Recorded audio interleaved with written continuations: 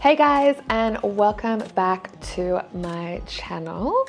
If you can see, I am wearing a special little green dress, and that is because St. Patrick's Day is right around the corner, and I'm going to be making an Irish soda bread in today's episode.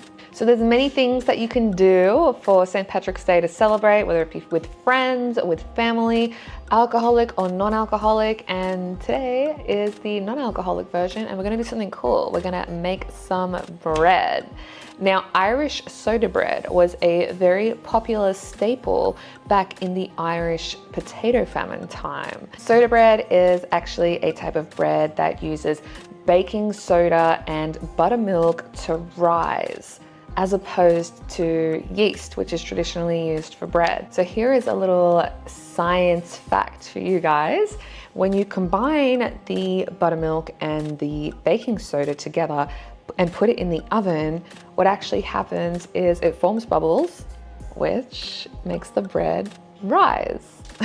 So there you go. Like, you can kind of see why it was such a popular staple ingredient and food in the Irish potato famine time.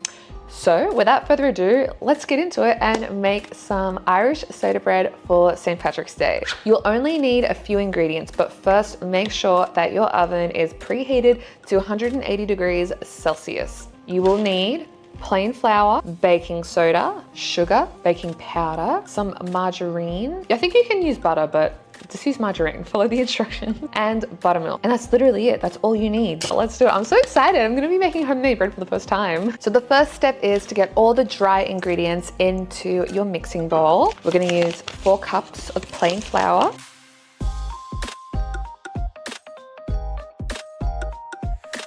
4 tablespoons of white sugar,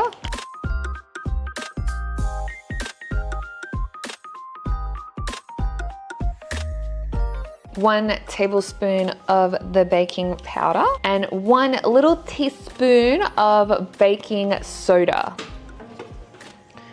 Combine all of those ingredients, get them all nice and mixed up. And then this is when you add the 1/2 cup of softened margarine. I have not seen or used margarine in many years.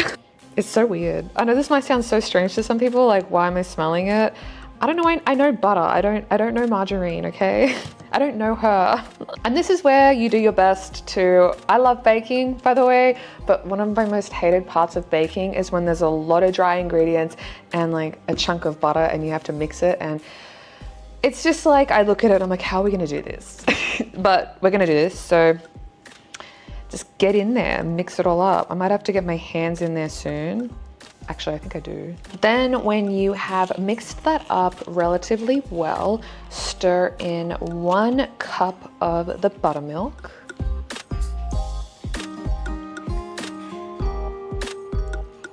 What even is buttermilk? I'm gonna have to taste it.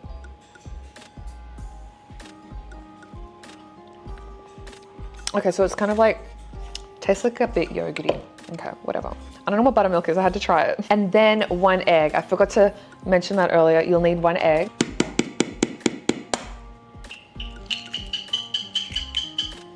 Did you hear that? That was my bird. Yes, my good boy.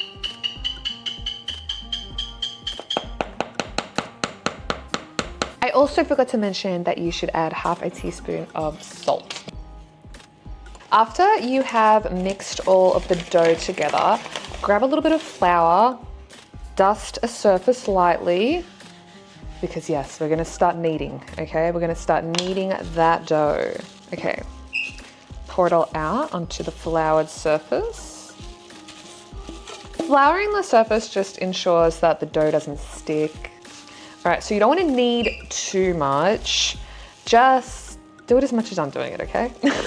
Make sure that the dough remains a little bit sticky. Use that as your guide on how much to knead.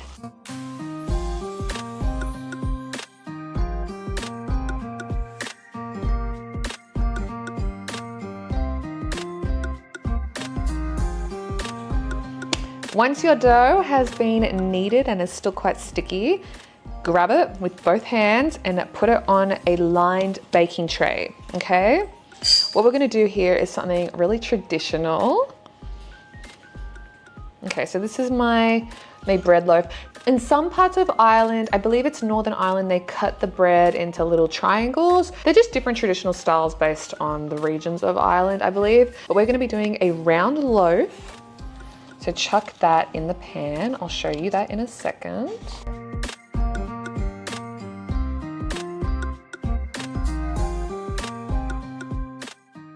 The next step is to get about 1/4 cup of butter and 1/4 cup of buttermilk. Put that in the microwave for about 30 seconds so it can melt. Mix up the melted butter and buttermilk mixture, and then make sure you've got one of these little brushes and coat your soda bread with it.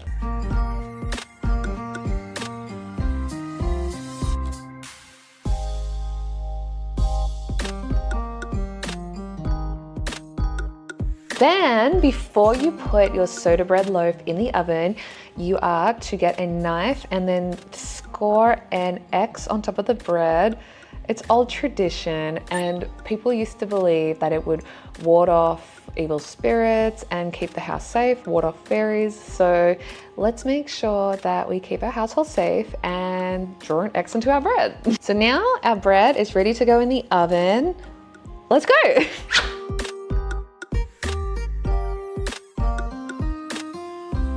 Now we wait for about 45 to 50 minutes, but make sure that you do check on the bread in about half an hour, just, you know, to make sure, and it should be done.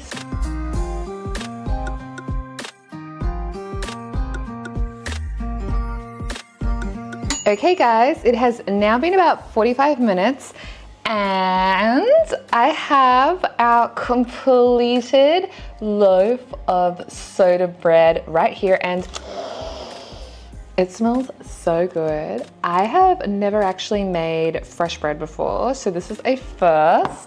It's so exciting. I can't believe I just did this. What we're going to do now is grab a wire rack and just carefully pick up your loaf of bread and let it cool down on the rack. Here it is, my St. Patrick's Day Irish traditional soda bread. Simple, cheap ingredients, and I don't know about you, but I would really love to try a slice of this freshly homemade bread, so let's do it. Okay guys, here it is. Smells good. I made my own fresh bread. Kind of smells like a scone.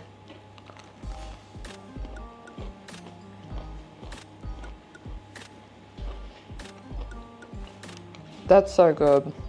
Sorry. That's actually really yummy.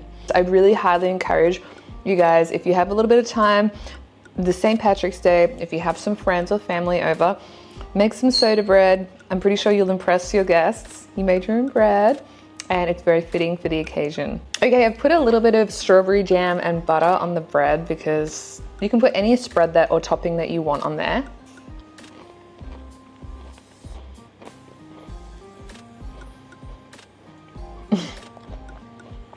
If you could see my foot right now, it looks like Thumper's foot. You know in Bambi, how the foot is like, that is me right now. I'm so obsessed with this bread. Okay, so sorry earphone users for that. I hope that you enjoyed today's video of making homemade soda bread specifically for St. Patrick's Day. And I really do hope that you try this recipe because it's so fun, it's so easy, it costs like nothing to make, and it's actually really yummy too. So excuse me while I go eat my bread, and until next time, happy St. Patrick's Day. Bye everyone.